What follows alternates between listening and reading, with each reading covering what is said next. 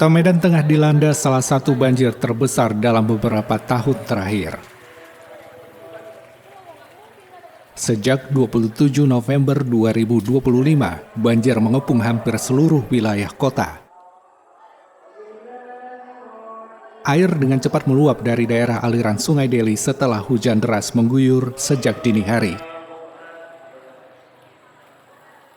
Dalam hitungan jam, ribuan rumah terendam, akses jalan lumpuh, dan warga terpaksa menyelamatkan diri.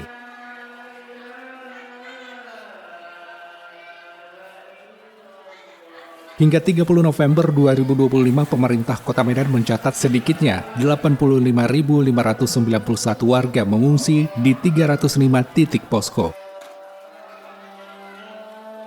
Ketinggian air bervariasi, mulai dari 50 cm hingga 2 meter. Terutama di kawasan Medan Marelan, Medan Labuhan, Medan Maimun yang menjadi wilayah dampak terparah. Selain merendam rumah dan fasilitas umum, banjir juga menyebabkan pasokan listrik serta air bersih terputus di sejumlah kawasan. Beberapa rumah dilaporkan hanyut terbawa arus. Tidak sedikit warga yang harus melakukan evakuasi mandiri karena keterbatasan armada pemerintah. Sementara sebagian lainnya mengaku belum mendapatkan bantuan sejak hari pertama kejadian.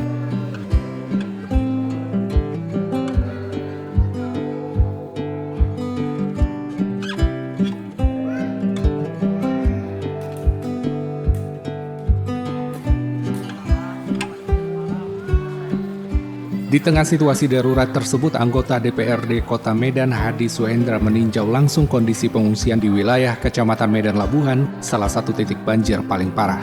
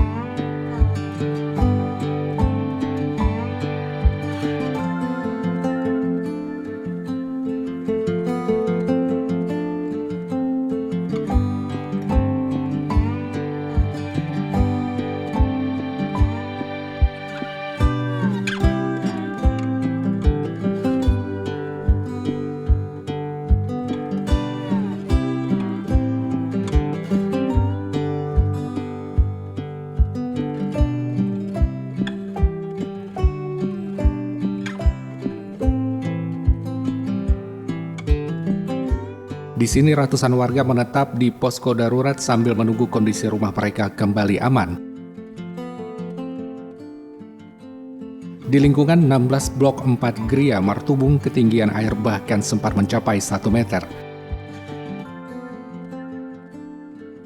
Sebanyak 540 kepala keluarga atau sekitar 2.400 jiwa terdampak di wilayah ini saja. Warga bertahan di posko seadanya mengandalkan dapur umum swadaya masyarakat.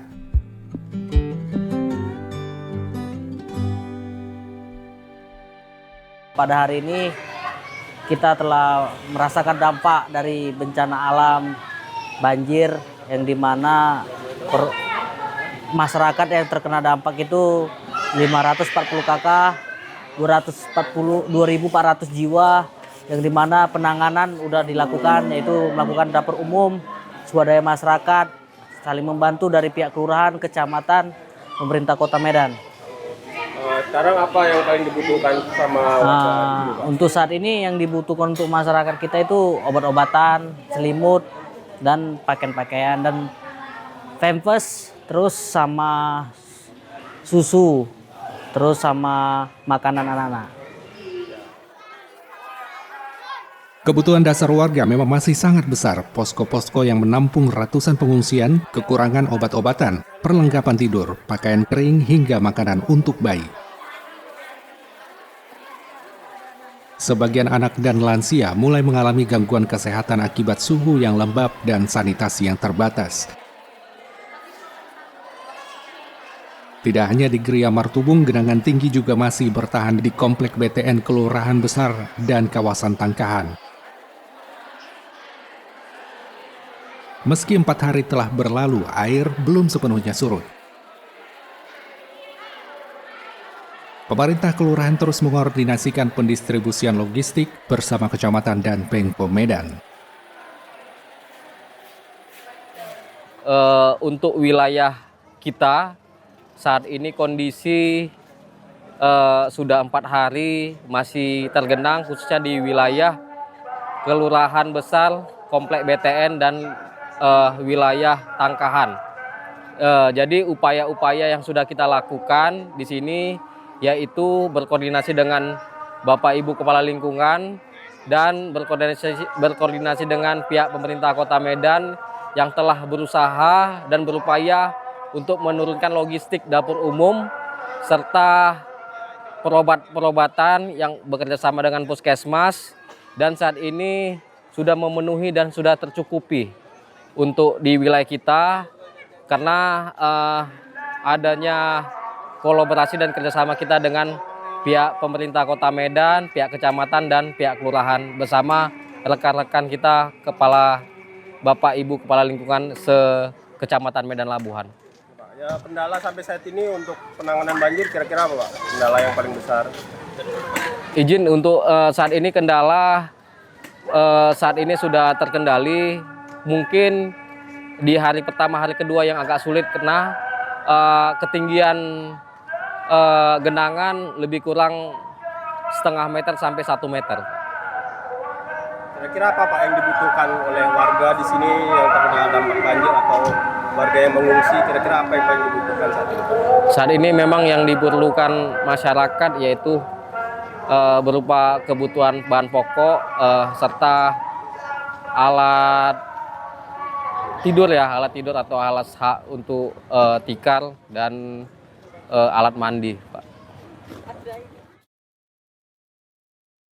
Seperti banjir lain yang pernah melanda Kota Medan, penyebab utama banjir kali ini adalah curah ekstrim yang memicu luapan Sungai Deli.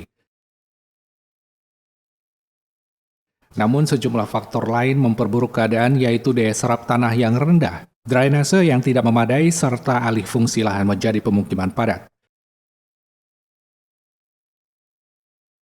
Penanganan yang dilakukan pemerintah kota kini berfokus pada evakuasi, pendirian dapur umum, penyediaan obat-obatan, hingga trauma healing bagi anak-anak. Meski begitu, sebagian warga menilai penanganan masih lambat dan bantuan belum merata. Kondisi ini mendorong para legislator turun langsung memantau dan membantu warga di lapangan. Di tengah situasi krisis ini, anggota DPRD Kota Medan Hadi Suhendra turun langsung ke sejumlah titik pengungsian Kecamatan Medan Labuhan. Hadi meninjau kondisi warga, berdialog dengan tokoh masyarakat, serta menyalurkan bantuan kebutuhan dasar. Kira Bang, bagaimana gambaran banjir Kota Medan hari ini Bang? Ya, terima kasih. Alhamdulillah hari ini udah hari kelima banjir di Kota Medan. Ini tinggal surut aja. Ada beberapa titik yang masih sedada, sepaha maupun sedengkul. Tapi ini sudah tidak banyak. Tapi di dekat kita hari ini, di belakang saya ini adalah tempat pengungsian. Salah satu tempat pengungsi di Kecamatan Medan Labuhan di Kelurahan Tangkahan. Jadi ini ada Pak Lurah juga, ini ada Pak Kepling, ada tokoh-tokoh masyarakat.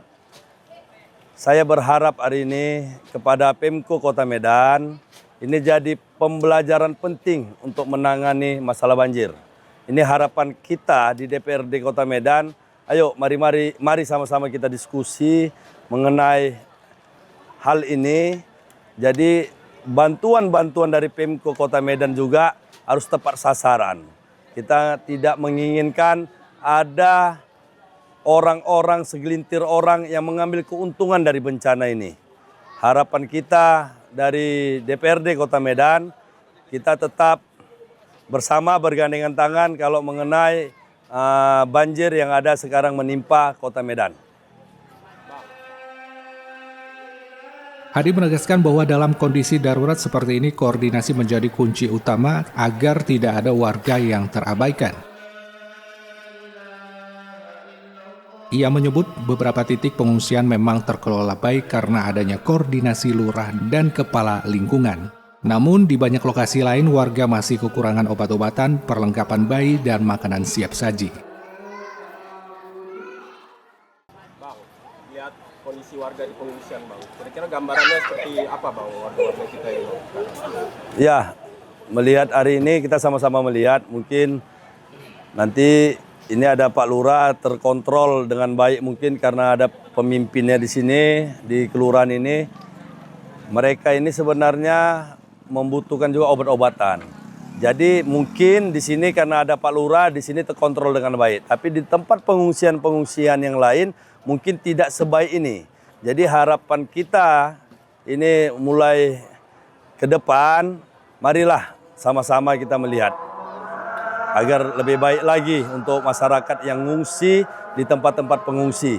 Dan juga di tempat-tempat pengungsi ke depan seperti masjid maupun gereja atau rumah-rumah yang ditempatkan diungsi juga diperhatikan apa masalah, apakah karpetnya, ya ini harus bentuk perhatian khusus pemerintah kota. Kira-kira kebutuhan apa yang paling mendesak saat ini bagi warga pengungsian di sini? Jelas kebutuhan sembako. Kalau pengungsian ada dapur umum, kita masukkan sembako. Tapi kalau tidak ada dapur umum, kita kasih makanan siap saji. Ini yang saya sebut obat-obatan, pampers, ini juga penting sekali untuk anak-anak maupun lansia. Orang dewasa, jangan pula yang tidak sakit menjadi sakit karena lambatnya obat-obatan datang, ini jadi masalah baru. Dalam peninjauannya, Hadi juga meminta Pemko Medan memastikan seluruh posko baik di aula, masjid, gereja maupun rumah warga mendapat perhatian yang sama. Alas tidur, karpet, perlengkapan mandi, dan fasilitas sanitasi harus ditambah karena sebagian posko tidak memiliki prasarana memadai. Ia mengatakan bahwa kondisi pengungsian yang padat dan lembab dapat memicu penyakit baru, karena itu bantuan medis harus diprioritaskan. Terakhir, Bang, pesan untuk warga Kota Medan, Bang, yang ada di banjir, Bang. Saya berharap bersabar untuk masyarakat yang terkena dampak banjir. Bersabar, kita Pemko Kota Medan akan turun secepatnya dan membagi ini merata. Kami dari DPRD Kota Medan mengkontrol Pemko Kota Medan untuk masalah bantuan ini. Bersabar, mungkin ada beberapa titik yang kami tidak bisa masuk. Ke depan nanti koordinasi Kepling dan Lurah beserta camat ini kita akan masuk mengenai bantuan-bantuan yang dari pemerintah kota.